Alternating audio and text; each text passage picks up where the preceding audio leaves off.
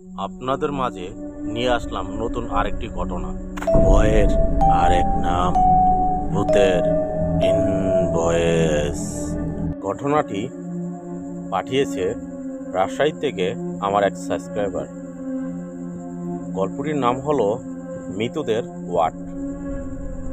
কথা না বাড়িয়ে গল্পটি শুরু করা যাক।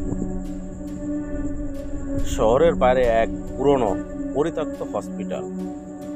লোকেরা বলে এখানে বহুত বছর আগে ভয়াবহ অগ্নিকাণ্ড হয়।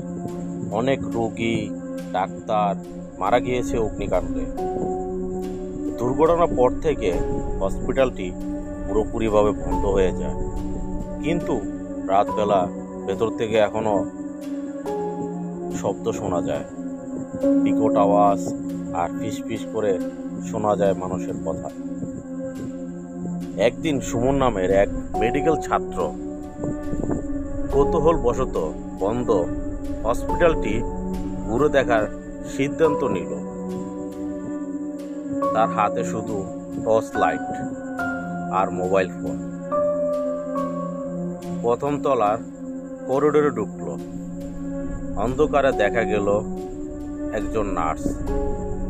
সে রোগীর চারপাশে ঘুরছে, সাদা পোশাক পরা। সুমন যে নার্সকে জিজ্ঞেস করলো, আপনি এখানে কি করছেন?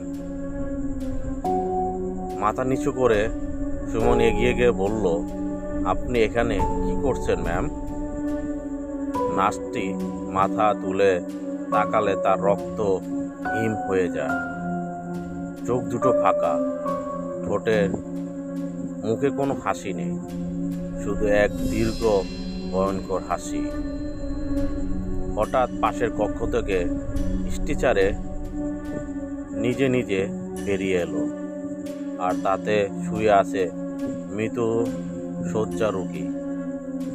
সে উঠে বলল, তুমি এখানে ঢুকেছ, তা এখান থেকে তোমাকে আর আমরা যেতে দেব না। সুমন দৌড়তে লাগলো, কিন্তু করিডোরে যেন শেষ হচ্ছে না।